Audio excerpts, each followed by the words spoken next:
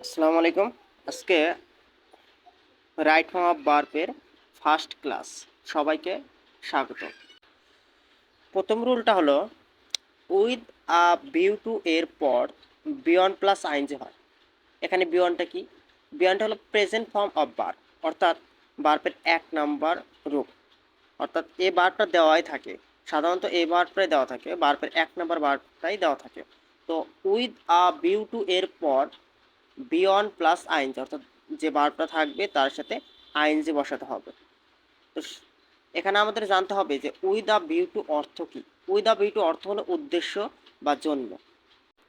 এখানে একটা এক্সাম্পল দেওয়া আছে, I went to market with a view to, তারপরে ব্র্যাকেটের মধ্যে বাই একটা ভার্ব আছে এবং সেটা বিয়ন্ড রূপে আছে, তারপরে বুকস আছে।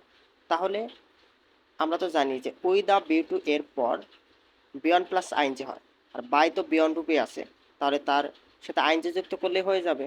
তাহলে উত্তর হবে বাই। তাহলে এখানে অর্থটা কি দাঁড়ালো? I went to market with a view to buying books. আমি বাজারে গিয়েছিলাম বই কেনার জন্য বা বই কেনার উদ্দেশ্যে।